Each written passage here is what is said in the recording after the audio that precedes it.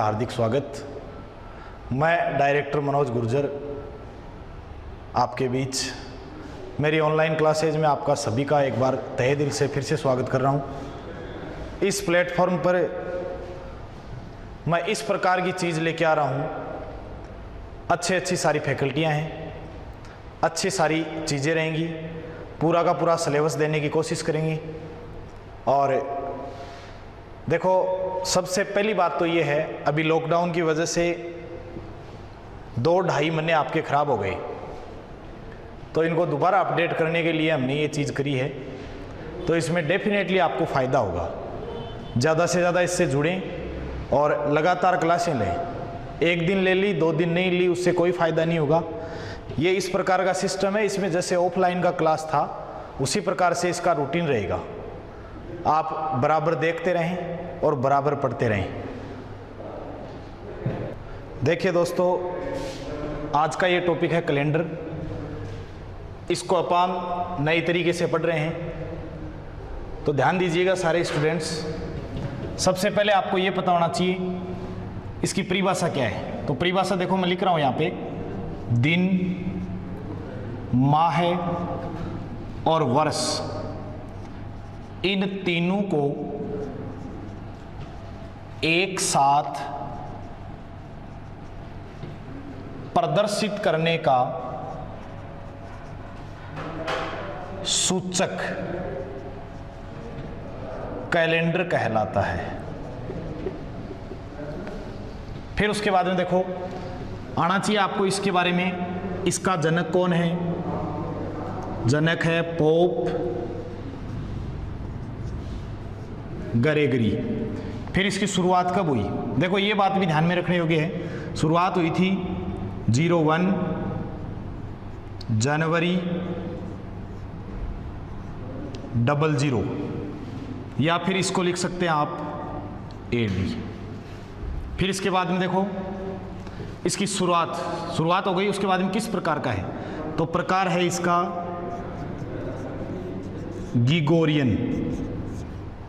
गिगोरियन प्रकार का कैलेंडर है। ये बात आपको आनी चाहिए। देखो, सबसे पहले परिभाषा की बात करी। परिभाषा है दिन, माह और वर्ष, इन तीनों को एक साथ प्रदर्शित करने का सूचक कैलेंडर कहलाता है। उसके बाद में देखो, इसके जनक की बात करें, जनक है पोप ग्रेगरी। ये आदमी था रोम का।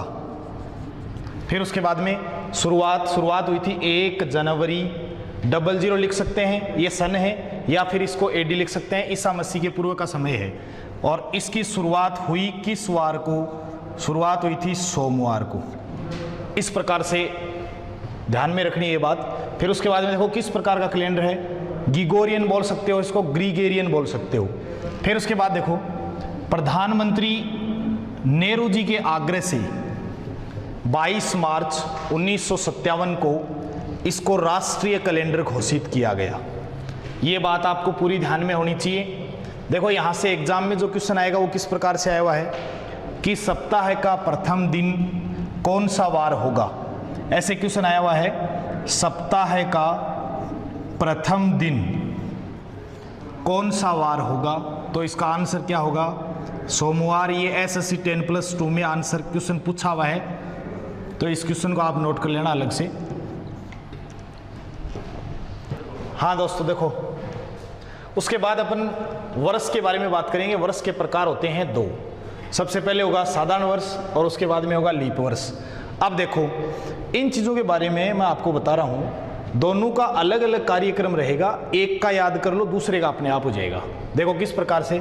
साधारण वर्ष में आपको सबसे पहले आपको ये बोलता है, अपन भी ये बोलते हैं कि साधारण वर्ष में कितने दिन होते हैं भाई, 365 दिन होते हैं। फिर मैं बात करूँ यहाँ पे 52 सप्ताह होते हैं।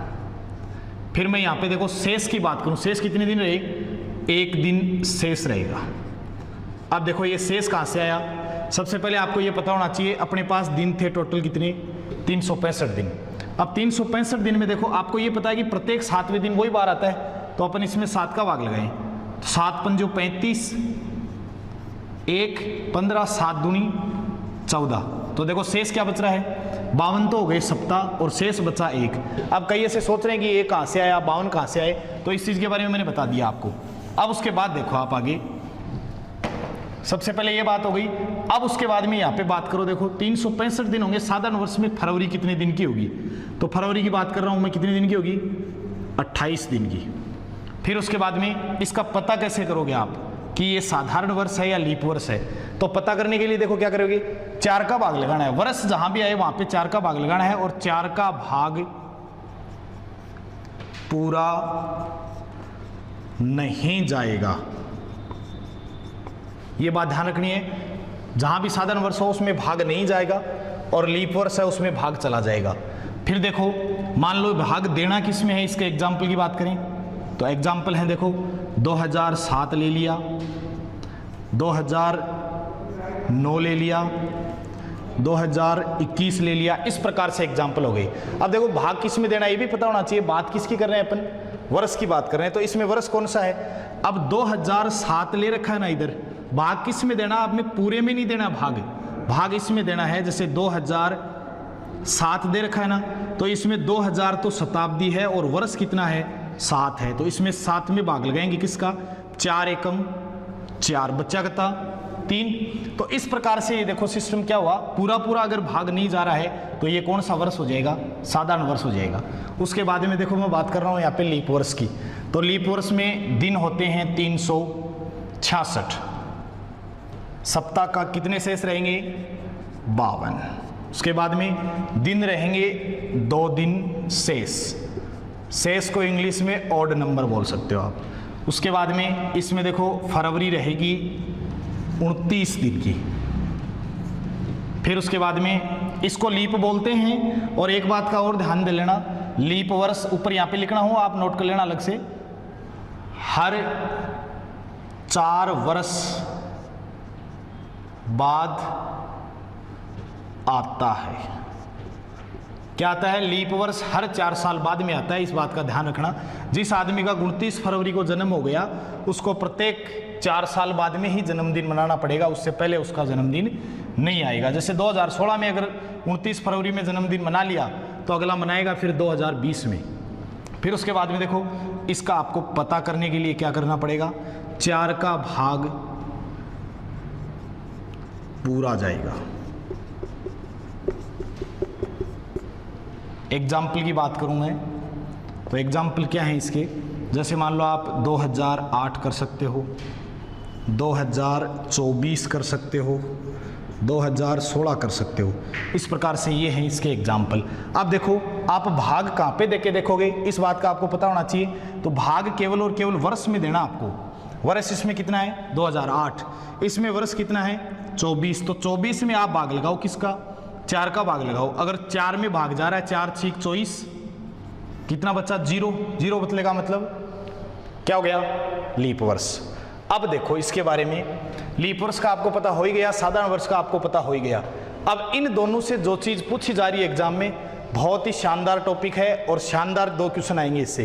दोनों क्वेश्चन बाकायदा एग्जाम में पूछे हुए हैं। ये चीज आपको कोई नहीं पूछेगा कि साधारण वर्ष में कितने दिन होते हैं, सबको पता है इस चीज का, न आपको लीप वर्ष में पूछेगा। अब मैं आपको एक सवाल पूछूंगी, इसमें 366 कहां से आए, ये इसमें देखो 365 दे रखे हैं, इसमें 366 दे रखे हैं, कहां से आए 366। अब सोचने वाले ये सोच रहे होंगे कि इसमें फरवरी 29 की हो गई, इसमें फरवरी 28 की थी, तो ये एक दिन बढ़ गया। बात ये नहीं है, ये तो हमने पहले 366 लिखा है, उसके बाद 29 फरवरी करिए, तो बात ये नहीं है। देखो अपन जो दिन बोलते हैं ना, पूरा का पूरा वर्ष, उसमें अपन इतना ही बोलते हैं कि वास्तविक जो वर्ष होता है ना, यहां लिख देखो वास्तविक वर्ष कितना होता है, 365 दिन 5 घंटे 48 मिनट और 47.5 सेकंड, ये होता है पूरा इसका। रीजनिंग में अपन पढ़ें तो, और भूगोल में अगर पढ़ेंगे तो इतना ही पढ़ेंगे, 365 सही 1/4, इस प्रकार से। अब देखो एक दिन की बात है ना, 365 हुआ, इधर 366 हुआ, तो एक दिन कहां से आया ये चीज देखो आप, एक दिन यहां से आया, 365 दिन है अपने पास। अब ये भी पता आपको कि हर 4 वर्ष बाद में आता है ये कार्यक्रम, लीप वर्ष का जो कार्यक्रम रहेगा वो हर 4 साल बाद में आएगा। तो 365 दिन हो गए अपने पास। अब 4 दिन देखो 4 साल बाद में आएगा, तो गुणा 4 से करेंगे, एक दिन ही तो बढ़ाना अपन को, 24 घंटे तो बढ़ाने हैं। फिर उसके बाद में इसको भी 4 से गुणा करेंगे, इसको भी 4 से गुणा करेंगे। अब उसके बाद में देखो घंटे चाहिए अपन को केवल और केवल 24, तो देखो 5 चौक 20, 20 घंटे तो ये हो गई। अब इसको आप मिला रहे हो ना, तो टोटल घंटे आ रहे हैं 23 घंटे 57 मिनट और 23.5 सेकंड, ऐसे कुछ इसका एग्रीगेट आ रहा है। तो पूरे 24 नहीं हुए, लेकिन आपको मानना पड़ेगा इस चीज़ को कि 23 घंटे और 57 मिनट है, तो आपको 24 घंटे पूरे मानने पड़ेंगे इसको। यही एक दिन बढ़ रहा है। और आप ऐसे पढ़ रहे हो कि 365 दिन है, 366 ऐसे हुआ कि इसमें 29 फरवरी आ गई तो 366 हो गया, लेकिन ऐसा कुछ नहीं है। इसमें फॉर्मेट आपको दिया हुआ है, पूरा सॉल्यूशन है इसका। ऐसे कुछ नहीं है कि भाई एक दिन बढ़ गया तो इसको लिख दिया। अब देखो उसके बाद में सवाल नंबर 1 यहाँ से ये पूछेगा और डेफिनेटली आएगा ये सवाल, देख लेना 2-3 बार एग्जाम में मैंने देख लिया है। कैसे कि साधारण वर्ष की बात करें तो साधारण वर्ष में लिख लेना आप इसको साथ साथ में, साधारण वर्ष में वर्ष का प्रथम दिन उस वर्ष का अंतिम दिन होगा। समझ रहे हो क्या इस बात को? साधारण वर्ष में वर्ष का प्रथम दिन ही उस वर्ष का अंतिम दिन होगा। इसका एग्जाम्पल देखो मैं यहाँ पे दे रहा हूं, एक बार देख लेना इसको। एग्जाम्पल कैसे रहेगा, जैसे मान लो 1 जनवरी, ये लिख लेना, इसका एग्जाम्पल है इधर। 1 जनवरी 2007 को अगर मान लो आपको सोमवार दिया हुआ है तो 31 दिसंबर 2007 को भी क्या बार होगा? सोमवार होगा। ये एग्जाम्पल नीचे लिख लेना इसके। यही बात है साधारण वर्ष में। बहुत बार क्वेश्चन पूछ लिया गया कि साधारण वर्ष में वर्ष का प्रथम दिन उस वर्ष का अंतिम दिन होगा। बहुत ही अच्छा क्वेश्चन है, देख लेना इसको एक बार। होगा कैसे, देखो ये सवाल अपन को बता तो दिया, लेकिन इसका फॉर्मेट भी तो आना चाहिए किस प्रकार से हुआ। साधारण वर्ष में दिन कितने होते हैं भाई? 365 दिन होते हैं। अब देखो आपको ये पता है ना 1 जनवरी का क्या वार है? सोमवार है। तो 365 में से 1 जनवरी का आपको पता है, तो 1 इसमें से माइनस किया, बचे कितने? 364। अब 364 में अपन 7 का भाग लगा देंगे। देखो कैसे 7 का भाग लगाया, 7 पंजो 35, शेष रहा 1 14, 7 दूनी 14। तो देखो शेष कितना बचा इधर? 0 शेष बचा ना। अब 0 शेष बचने का मतलब इसमें न तो बार जुड़ेगा न घटेगा, बार वो का वो ही रह जाएगा। इसका ये नियम रहेगा। 365 दिन थे, अपन ने क्या किया, 1 जनवरी का आपको बार पता है, तो इसको आप माइनस करोगे इसमें से, 365 में से बचे कितने? 364। 364 में आप 7 का भाग लगाओगे, 7 पंजो 35, शेष और 14। देखो 7 दूनी 14, 14 में देखो 0 शेष बच रहा है, तो इसका आंसर क्या हो जाएगा? सोमवार ही रह जाएगा। अब उसके बाद में देखो मैं बात कर रहा हूं यहाँ पे इसकी, तो इसमें क्या सिस्टम रहेगा देखो एक बार इसके नीचे नोट कर लेना। ये दोनों के देखो लीप वर्ष का अलग सिस्टम रहेगा, साधारण वर्ष का अलग सिस्टम रहेगा। साधारण वर्ष में, दोबारा बोल रहा हूं एक बार, साधारण वर्ष में वर्ष का प्रथम दिन ही उस वर्ष का क्या होगा? अंतिम दिन होगा। एग्जाम्पल मैंने दे दिया आपको। सवाल किस प्रकार से पूछेगा आगे पढ़ रहे हैं अपन। देखो अब मैं बात कर रहा हूं यहाँ पे लीप वर्ष की, तो लीप वर्ष में बात कर रहा हूं। देखो लीप वर्ष में नोट कर लेना आप इसको, नोट लगा के। लीप वर्ष में वर्ष का प्रथम दिन सोमवार है तो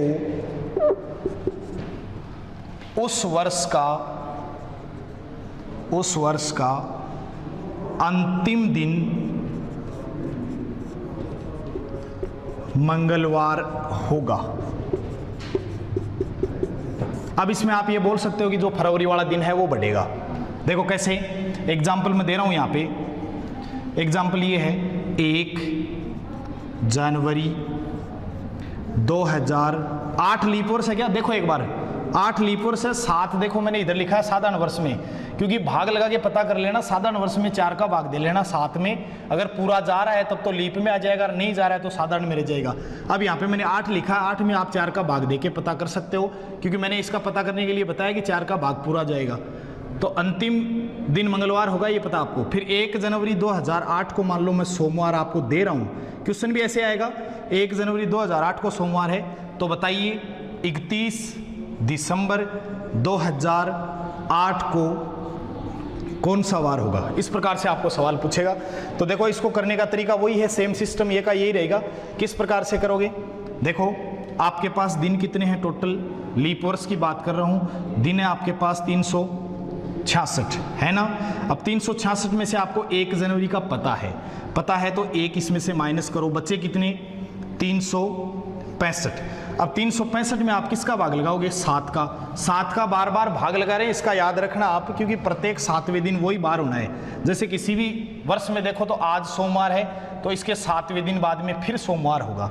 अब देखो 365 दिन दिख रहे हैं ना, 7 पंजो 35, बच्चा कितना 1, उतारा 5, 7 दूनी 14, शेष कितना बचा, ओड नंबर बचा इसमें 1। तो 1 इसमें क्या होगा, जैसे मान लो आपको दिया हुआ है 1 जनवरी 2008 को सोमवार है, तो यहाँ पे 1 शेष बच रहा है, ये सोमवार में अपन प्लस करेंगे, क्या आएगा मंगलवार, इसका आंसर आ जाएगा।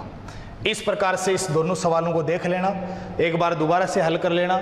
जरूरी नहीं है आपको कि 1 जनवरी 2007 ही दे, वहाँ पे 1 जनवरी 2021 भी दे सकता है, साधारण वर्ष दे सकता है, मतलब कोई सा भी। अब ये भी जरूरी नहीं है कि आपको 1 जनवरी का ही पूछे, हो सकता है आपको यहाँ पे 1 फरवरी दे दे, 1 मार्च दे दे, या फिर इधर पूछ लिया आपको 1 जनवरी 2007 को सोमवार है और ये पूछ लिया आपको कि यहाँ पे 30 दिसंबर का बताओ। भाई 1 जनवरी 2007 को सोमवार है, ये पूछ लिया 30 दिसंबर का ज्ञात करो। तो देखो 31 का आपको पता है सोमवार हो रहा है, तो 30 का आपसे पूछे तो सोमवार से एक दिन और पहले हो जाएगा, इसका आंसर हो जाएगा रविवार। नोट करो इस चीज को एक बार अच्छे तरीके से। वर्ष के बाद में आगे देखो आप शताब्दी की बात कर रहे हैं, तो शताब्दी देखो सिस्टम वही रहेगा, साधारण शताब्दी इधर लीप शताब्दी। अब देखो साधारण शताब्दी में आपको क्या पता होना चाहिए, सबसे पहले आपको ये पता होना चाहिए साधारण शताब्दी की अगर आप बात कर रहे हो तो साधारण शताब्दी में क्या होगा, वर्ष में इतनी देर अपन क्या कर रहे थे, 4 का भाग लगा रहे थे। अब शताब्दी का मतलब होता है सेंचुरी, और सेंचुरी का मतलब होता है 100। तो देखो किस प्रकार से शताब्दी की बात करूं तो सबसे पहले आपको ये होना चाहिए कि शताब्दी का पता कैसे चलेगा। तो पता इस प्रकार से चलेगा, इसमें 400 का भाग पूरा नहीं जाता, ये बात है। शताब्दी जैसे आप देखो, जैसे मान लो 700 है, ये शताब्दी हो गई, 100 से ऊपर गया इसका मतलब शताब्दी। हो सकता है आपको यहाँ पे 2700 हो सकता है 2100। इस प्रकार से आपके पास ये एग्जाम्पल है। अब देखो इसका पता कैसे करोगे आप, जैसे मान लो आपके पास 700 है, तो 700 में अपन 400 का भाग लगाएंगे। देखो 400 एकम 400, बच्चे कितने 300, तो भाग पूरा पूरा नहीं गया, इसका मतलब ये क्या हो गई, साधारण शताब्दी। यहाँ पे देखो लीप शताब्दी, इसका पता कैसे करोगे आप, लीप शताब्दी का पता ऐसे करोगे, भाग वही किसका लगाना है, 400 का भाग लगाना है और भाग पूरा जाएगा, बात ये है। उसके बाद में इसका एग्जाम्पल की बात करूं तो एग्जाम्पल हो सकता है यहाँ पे 800 दे दिया जाए आपको, 2400 दे दिया जाए, 1600 दे दिया जाए, इस प्रकार से ये आपको शताब्दी दे दी जाएंगे इसमें। तो इसका आप पता कैसे करोगे, जैसे 800 दिया हुआ आपको, 800 में भाग किसका लगाओगे, 400, 400 दूनी 800, भाग गया पूरा, शेष कितना रहा 0। तो ये क्या हुआ, ये हो गई लीप शताब्दी, इसको बोलेंगे अपन साधारण शताब्दी। अब उसके बाद देखो, अब अपन बात करेंगे इसमें, सबसे पहले बात करेंगे माह से संबंधित प्रश्न, माह से संबंधित प्रश्न, और उसके बाद में करेंगे अपन 1 माह से दूसरे माह में जाने के प्रश्न, और उसके बाद में करेंगे अपन शुरुआत का महीना देकर आपको अंतिम महीने के बारे में पूछे उस प्रकार के प्रश्न।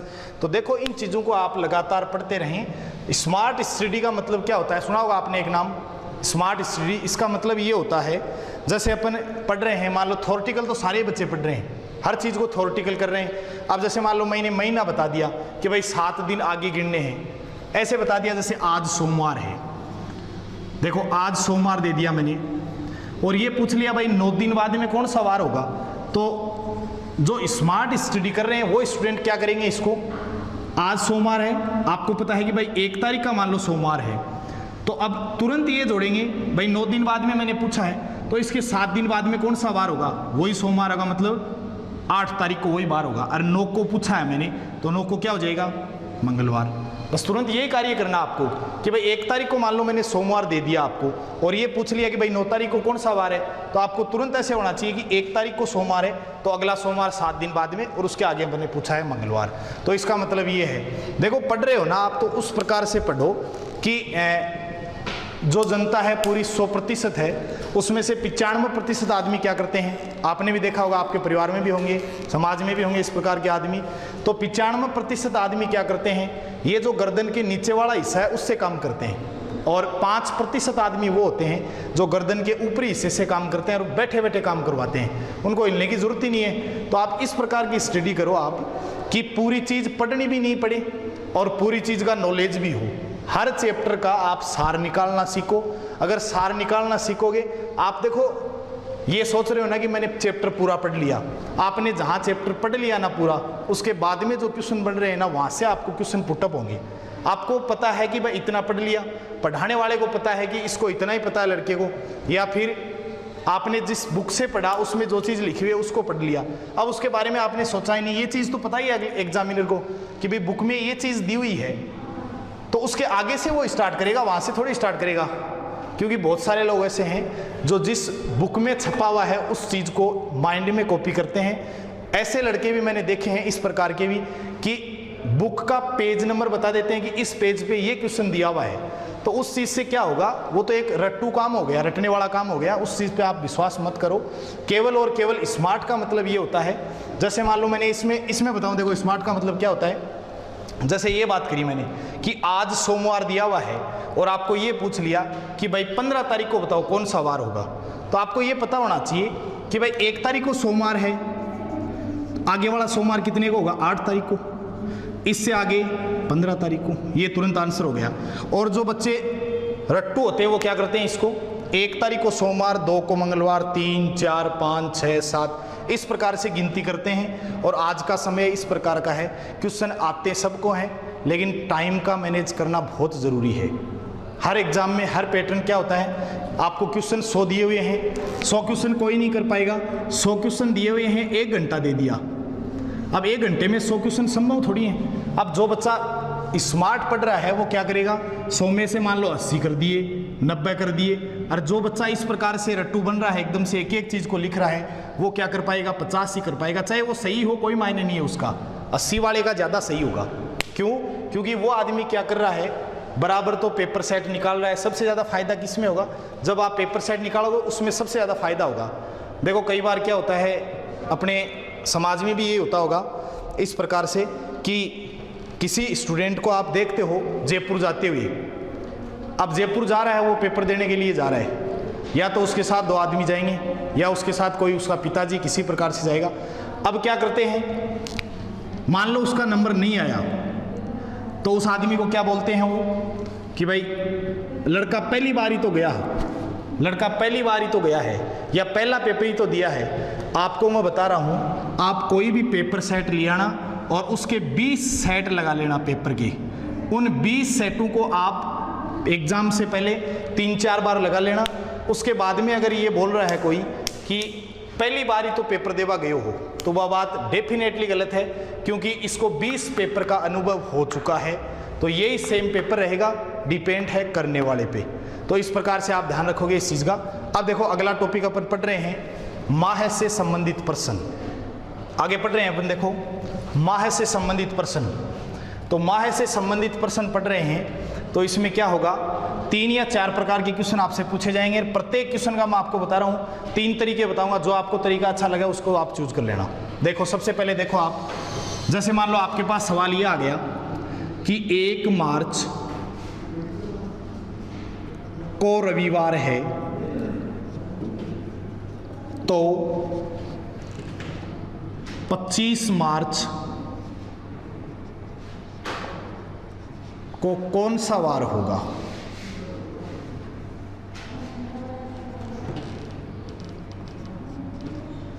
इस प्रकार से सवाल आपको एग्जाम में मिलेगा। और हमेशा क्या होता है, कैलेंडर या कोई सा भी टॉपिक हो, इन टॉपिकों में क्या होता है, जब सबसे सरल सवाल होता है उस सवाल के गलत होने के चांसेस ज़्यादा होते हैं। उसको आप नॉर्मल वे में लेते हो और वो गलत हो जाता है। देखो इस प्रकार से सवाल कैसे होगा इसका, 1 मार्च को रविवार है तो 25 मार्च को कौन सा वार होगा। अब एक तरीका तो इसका ये है हल करने का।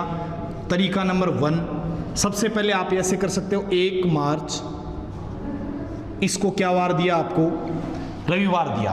अब देखो आपको पूछा किसका है, 25 मार्च का, यही पूछा है ना।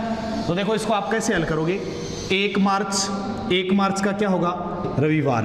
अब अगला देखो 8 मार्च का रविवार, क्योंकि 7वें दिन तो वही बार होना है। 8 और 7 15 मार्च का रविवार, और 15 और 7 22 का मार्च का रविवार। अब आपको किसका पूछा है, देखो एक बार इधर भाई, 1 मार्च का रविवार है, 8 मार्च का रविवार है, 15 मार्च का रविवार है और 22 मार्च का रविवार है। उसके बाद में अगला रविवार कब होगा, 25। अब देखो 25 तारीख का पूछा है ना, 22 के बाद में आ गया 23, 24 और 25।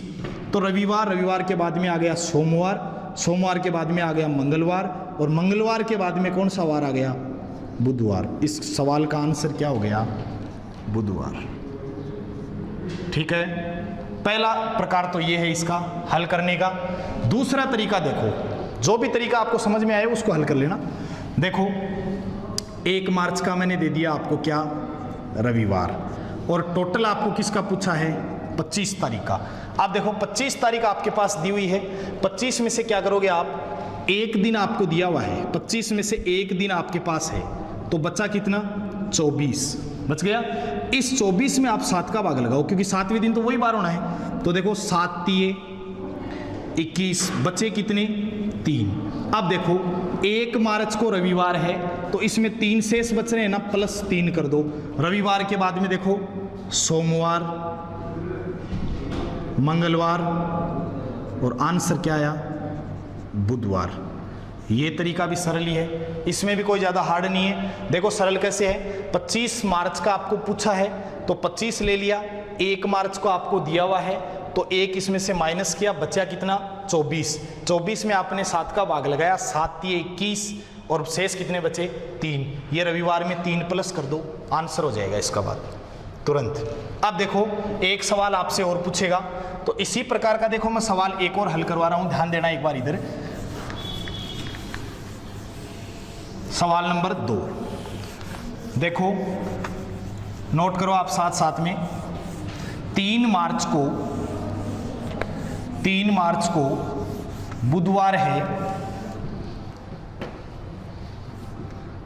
3 मार्च को बुधवार है तो 27 मार्च को क्या वार होगा, यह सवाल पूछेगा आपसे। 3 मार्च को बुधवार है तो 27 मार्च को क्या वार होगा। देखो इसको कैसे करोगे आप, सबसे सरल तरीका तो मेरा बताया हुआ है। पहले आप ऐसे देखो, 3 मार्च का बुधवार है तो 3 में अपन 7 जोड़ेंगे, 10 मार्च का बुधवार, 10 और 7 17 का बुधवार, 17 और 7 24 होता है क्या, 24 का बुधवार। ठीक है, अब 24 का बुधवार आ गया ना। अब 24 के बाद में देखो 25, 26 और 27 का आपको ज्ञात करना है। तो बुधवार के बाद में देखो गुरुवार, शुक्रवार, और आंसर क्या आया, शनिवार। हो गया तुरंत आंसर। अब उसके बाद देखो इसका दूसरा तरीका, आपके पास टोटल आदमी कितने हैं, देखो 3 मार्च का आपको क्या दिया हुआ है, बुधवार दिया हुआ ना। ठीक है, अब उसके बाद देखो आपको टोटल कितना दिया हुआ है, 27 मार्च। 27 में से 3 दिन आपके पास हैं, माइनस कर दो, बच्चे कितने, 24। 24 में किसका भाग लगाया, 7 का, 7 तिये 21, 21 में बच्चे कितने, 3। इस बुधवार में आप 3 जोड़ रहे हो तो बुधवार में गुरुवार, शुक्रवार, और क्या आंसर आया, शनिवार। ये भी तरीका इसका अच्छा ही है। अब उसके बाद में देखो सवाल नंबर 3, नोट करते जाना इसको साथ साथ में। सवाल नंबर 3 देखो किस प्रकार से पूछेगा, इसमें थोड़ा सा मैं डिफरेंस कर रहा हूं। सवाल नंबर 3 लगाओ, देखो क्वेश्चन नंबर 3, इसमें आपको ये चीज पूछेगा कि 5 अप्रैल को रविवार है तो इस माह के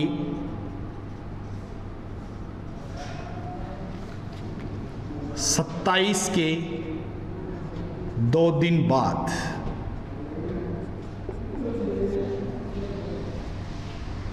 क्या वार होगा? ये सवाल है अपने पास। देखो सवाल नंबर 3 है, बहुत ही अच्छा सवाल है। 5 अप्रैल को रविवार है, देखो 5 अप्रैल को रविवार है तो इस माह के 27 तारीख के 2 दिन बाद क्या वार होगा? अब देखो 5 अप्रैल का क्या दिया हुआ आपको? रविवार दिया हुआ है। अब देखो इसका तरीका एक तो वो है ही भाई 5 का दिया हुआ तो 5 में अपन 7 जोड़ेंगे, फिर 7 जोड़ेंगे, फिर 7, ये तो हो गया थोड़ा सा लंबा तरीका।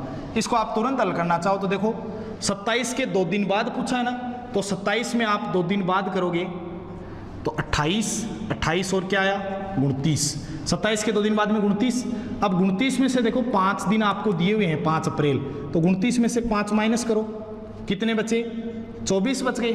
24 में आप वही 7 का भाग लगाओ तो 7 दिए 21, बच्चा कितना 3। किस में जोड़ोगे? 5 अप्रैल रविवार में क्या करोगे? प्लस 3, तो रविवार में सोमवार, मंगलवार और आंसर क्या आएगा? बुधवार। ठीक है, इस प्रकार से रहेगा इसका सवाल नंबर। देखो क्वेश्चन नंबर 4, इस सवाल को देखो आप। इस सवाल में क्या होगा, आपको ऐसे दिया हुआ है कि मार्च माह की 27 तारीख को रविवार है तो इस माह के 2 सप्ताह है और 2 दिन पहले क्या वार होगा? ये सवाल है। अब देखो इस सवाल में बहुत सारे लड़के गलती कर देते हैं, तो इसको आपको देखो तुरंत आंसर हो जाएगा इसका। मैंने क्या बताया आपको कि मार्च का महीना है, 27 तारीख को रविवार है, ई माह की 2 सप्ताह और 2 दिन पहले कौन सा वार होगा? तो ध्यान देना आप इधर एक बार भाई। 27 तारीख को मैंने क्या बताया? वारी तो पूछा है मैंने। 27 तारीख को क्या वार बताया? रविवार। अब इसमें देखो 2 सप्ताह कम करने ना, तो 1 सप्ताह कम किया तो भी रविवार, दूसरा सप्ताह कम करेंगे तो भी रविवार, क्योंकि 7वें दिन का होता है सप्ताह। 1 सप्ताह कम कर दिया, दूसरा सप्ताह कम कर दिया, और बात कितने दिन की रही यहाँ पे? इन 2 दिन की। तो रविवार में से 2 दिन कम करेंगे शनिवार, और शनिवार के बाद में शुक्रवार। इस प्रकार से देखो कितना सरल है, एक बार देखो इसको। अच्छे तरीके से हो गया। वैसे आप करोगे, इसमें से माइनस करोगे यहाँ से 27 से 26, 25, 24, 23, 22, 21, इस प्रकार से करोगे आप, सवाल गलत हो जाएगा। ठीक है, एक सवाल और देख लो आप। 30 अप्रैल है, 30 अप्रैल दिया हुआ है, इसको है रविवार, और ये पूछ लिया कि 3 सप्ताह है और 3 दिन पहले कौन सा वार होगा? तो निकालो आप, कैसे होगा? देखो 30 अप्रैल दिया हुआ है, रविवार दिया हुआ ना, 3 सप्ताह पहले भी कौन सा वार होगा? रविवार ही होगा ना भाई। 1 सप्ताह पहले भी रविवार, दूसरे से पहले भी रविवार, तीसरे सप्ताह की बात करें तो यहाँ भी रविवार। अब बात तो इन 3 दिन की रही, तो देखो रविवार में से 3 दिन कम करो, शनिवार, शुक्रवार, और आंसर क्या आ गया? गुरुवार। इस प्रकार से आप इन क्वेश्चनों को हल करोगे और एक माह से दूसरे माह में जाना। देखो इस प्रकार से। अब देखो पहली जो अपन ने टाइप पढ़ी उसमें क्या पढ़ा? 1 माह में ही रहना। किस प्रकार से? जैसे मैंने 1 मार्च का दिया आपको और पूछ लिया 27 मार्च का, 3 मार्च का दिया, 28 मार्च का पूछ लिया, तो एक ही महीने में रह गए ना अपन। अब देखो सवाल, ये शानदार सवाल है, इस सवाल का गलत होने का चांसेस ज़्यादा है। 1 माह से दूसरे माह में जाना। किस प्रकार से? भाई मार्च का आपको दे दिया, 1 मार्च को रविवार है, तो 18 अप्रैल को पूछ लिया, 1 माह से दूसरे माह में चले गए। तो देखो इस सवाल को करने का तरीका क्या होगा? सबसे पहले आपको ये करना है, 1 मार्च आपके पास है, 1 मार्च है ना, अब ये भी पता होना चाहिए आपको कि मार्च में टोटल दिन कितने होते हैं। देखो आप सवाल को जब समझ रहे हो ना तो इसमें थोड़ा बहुत विस्तार आपको देखना जरूरी है।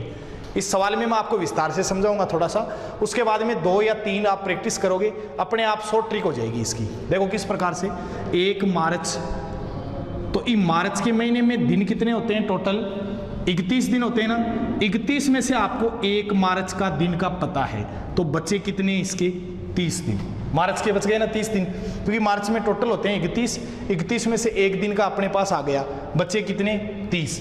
अब उसके बाद में मैंने क्या पूछा आपको, 18 अप्रैल का पूछा है ना, तो इसके बाद देखो मार्च के 30 दिन और अप्रैल के कितने, 18 दिन, कितने हुए टोटल करो, 8 3 और 1 4।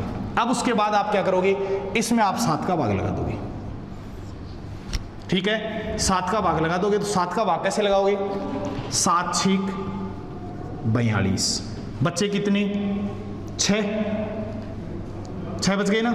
अब उसके बाद देखो 6 शेष बच रहे हैं ना अपने पास, तो आपको दिया हुआ क्या है, 1 मार्च दिया हुआ ना।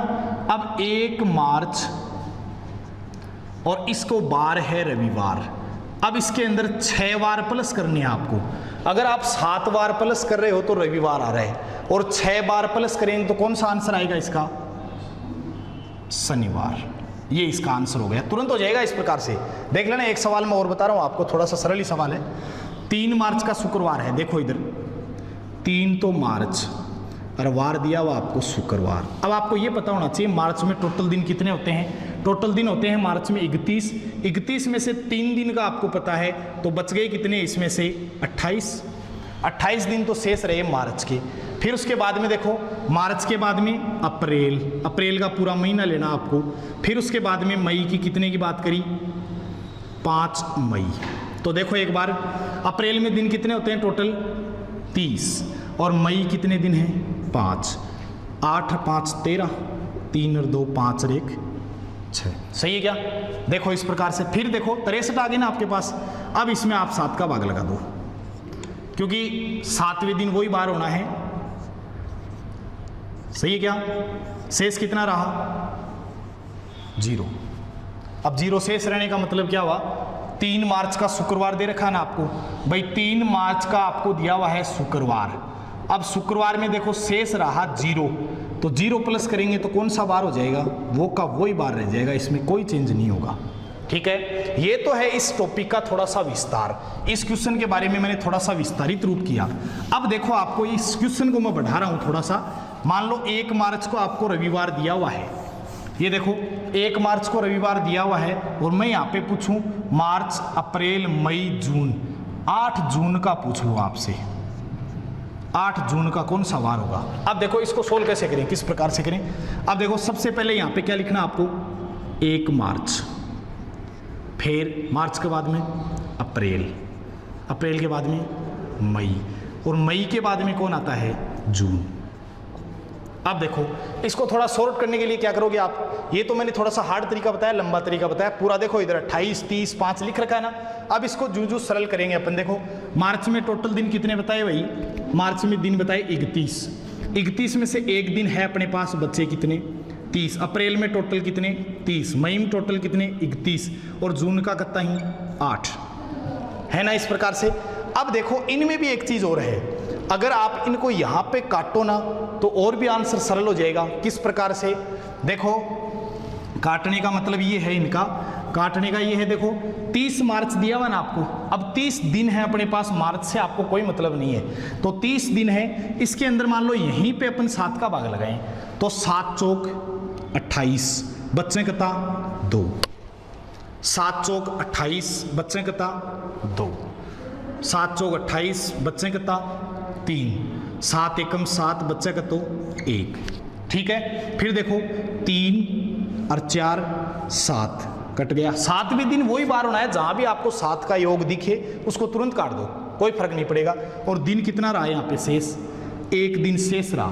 तो इस 1 दिन को शेष रहने का मतलब क्या है, यहाँ पे आपको 1 मार्च का क्या दिया हुआ था, रविवार, तो इसका आंसर क्या करोगे आप, +1 करोगे तो क्या आंसर हो जाएगा, सोमवार। इस प्रकार से करो आप, तुरंत हल हो जाएगा। अब देखो क्या करोगे आप, नहीं समझदार हो, मान लो स्मार्ट स्टडी का मतलब ये है कि इसको तुरंत काट दो, यहाँ पे तुरंत लिख दो।